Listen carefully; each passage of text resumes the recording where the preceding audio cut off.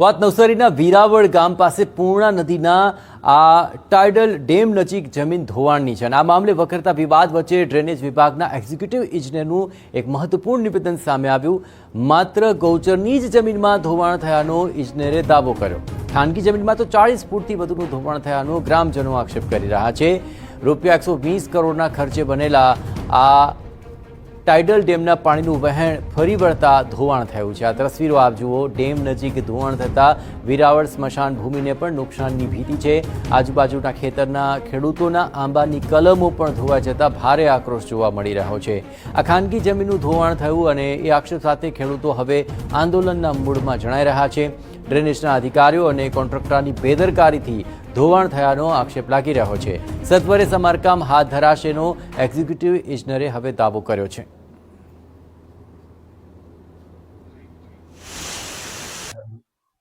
એ જ્યાંથી આપણે 30-40 મીટરનો જે પોર્શન જે છે તે એપ્રોચ રોડ માટે રાખેલો પૂર્ણા ડેમની કામગીરી માટે, તો ત્યાં પથ્થરનું પિચિંગ નહીં કરેલું, માટી પાળો હતો, એટલે ત્યાંથી ઓવરટોપ થવાના કારણે રેતીનું ત્યાં ઇરોઝન થયેલું છે। કેટલી જમીનોનું ધોવાણ થયું છે? હાલ તો ત્યાં પાણી જે ભરેલું છે તે ગૌચરની જમીન છે। હાલ કોઈ ખાનગી જમીનમાં હાલ તો કોઈ ધોવાણ અત્યારે સવાર સુધી જણાયેલ નથી। આ સમગ્ર ઘટનાની વાત કરીએ તો નવસારીમાં પૂર્ણા નદીમાં આવેલા પૂર બાદ 4 વર્ષથી ચાલતા 120 કરોડના ખર્ચે નિર્માણાધીન ટાઇડલ ડેમ નજીક નદીનું વહેણ અચાનક જ બદલાઈ ગયું। વહેણ બદલાવાને કારણે કસ્બા અને વીરાવળ ગામના ખેડૂતોની જમીનનું મોટા પાયે ધોવાણ થઈ રહ્યું છે અને તેને લઈને સ્થાનિક લોકો અને ખેડૂતોમાં તંત્ર સામે ભારે આક્રોશ છે। ડેમની બાજુમાં બનેલા પાડામાંથી ધોવાણ થયું અને ખાનગી જમીનનું 40 ફૂટ જેટલું ધોવાણ થઈ ગયું અને તેને લઈને વીરાવળ અને કસ્બા ગામના લોકો વિફર્યા છે। આ પરિસ્થિતિની સમીક્ષા કરવા માટે સ્થળ પર પહોંચેલા ટાઇડલ ડેમના કર્મચારીઓને રોષે ભરાયેલા ખેડૂતોએ આડે હાથ લીધા।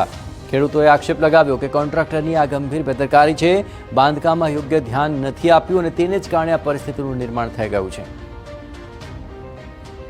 નવસારી શહેર નજીકથી વહેતી પૂર્ણા નદીનું વહેણ બદલાઈ જતા લોકોમાં આક્રોશની લાગણી વ્યાપી છે। આજુબાજુની જમીનોમાં ધોવાણની શરૂઆત થવાના કારણે લોકો આક્રોશ વ્યક્ત કરી રહ્યા છે। મારી પાછળ હું તમને દ્રશ્યો બતાવવાની કોશિશ કરીશ। આજે દ્રશ્યો દેખાઈ રહ્યા છે કે પૂર્ણા નદી છે, પૂર્ણા નદી પર ટાઇડલ ડેમ બનાવવાની શરૂઆત કરવામાં આવી છે।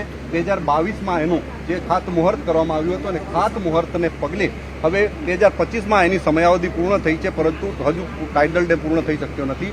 સમગ્ર નદી કિનારે જે રીતે પથ્થરની જે કંઈક વોલ બનાવવાની તે બનાવી ન હોવાના કારણે આ પ્રકારની ઘટના ઘટી છે અને જેને લઈને લોકોની જે કંઈક જમીન છે એનું ધોવાણ થઈ રહ્યું છે। આજે દ્રશ્યો દેખાઈ રહ્યા છે પૂર્ણા નદી છે। પૂર્ણા નદી એ ગંભીર સ્વરૂપ ધારણ કરતી હોય છે। દર વર્ષે આ પ્રકારના દ્રશ્યો નિર્માણ થતા હોય છે, જેને પગલે આજે કંઈક ધોવાણ થયું છે એને લઈને લોકોમાં આક્રોશની લાગણી આપી છે। ગામના લોકો છે જેમનું ધોવાણ થયું છે એમની સાથે વાત કરીશું। રાજુભાઈ, કેવા પ્રકારનું ધોવાણ થયું છે, શું સ્થિતિ?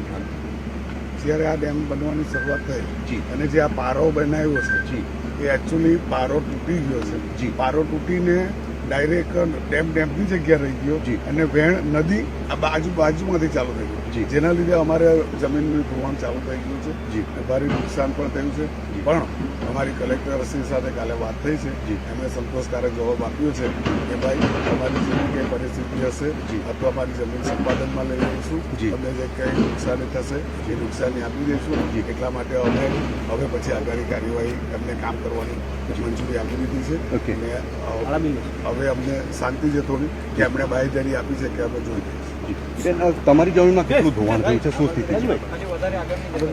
જમીનમાં 2 થી 3 વીઘા જેટલી જમીન અમારી ધોવાણમાં ગઈ છે। શેરડીનો પાક કર્યો છે, શેરડીનો પાક બી થોડો ધોવાઈ ગયો છે અને અમારે જે જમીન છે ડેમને ટચમાં જ આવે છે અને અમને વારંવાર અમને રજૂઆત બી કરી હતી કે તમે આ લેવલ કરો છો એ બધું બરાબર વ્યવસ્થિત કરો કે જેમને નુકસાન નહીં થાય એ રીતના અમે રજૂઆત કરી હતી। હવે તો બી કંઈ વાંધો નહીં, જે થયું તે હવે થયું છે, પણ અમે કલેક્ટર સાહેબશ્રીને કાલે નિવેદન કર્યું છે કે અમને જેમ બને તેમ જલ્દીથી રાહત કરી આપે કે જે આ પાણી બંધ થાય અને આગળથી જે રીતના રસ્તો થાય એ રીતના તમે અમને કરી આપો એવી અમે બાંહેધરી અમને પાસે માંગીએ છીએ।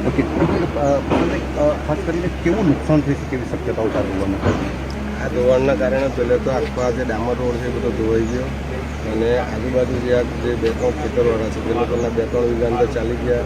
આ બાજુનું એક ખેતર છે રાજુભાઈનું, એની અંદર બી આખું આ ચાલુ થઈ ગયું ધોવાણ. એટલે આ જો નહીં અટકાવવામાં આવે તો કેટલું અંદર જશે એની કોઈ ગેરંટી જ નથી. કેમ કે આ જેટલું ધોવાણ છે, જે નદી અલગ વહેતી થઈ ગઈ, જે ખાલી 24 કલાકનો સમય છે.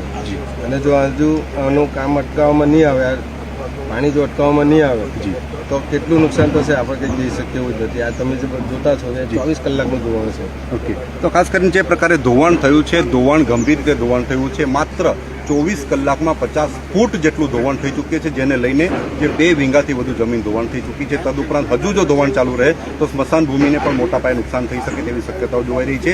કોન્ટ્રાક્ટર દ્વારા જે પ્રકારે બેદરકારી દાખવવામાં આવી છે, બેદરકારીના પગલે લોકોમાં આક્રોશની લાગણી છે અને કલેક્ટર શ્રી તથા ડ્રેનેજ વિભાગ યોગ્ય કાર્યવાહી કરે અને વહેલા વહેલી તકે કાર્યવાહી કરે, જેથી ધોવાણ થતું અટકે અને લોકોની જે કંઈક જમીન છે, કિંમતી જમીન છે, ધોવાથી બચે.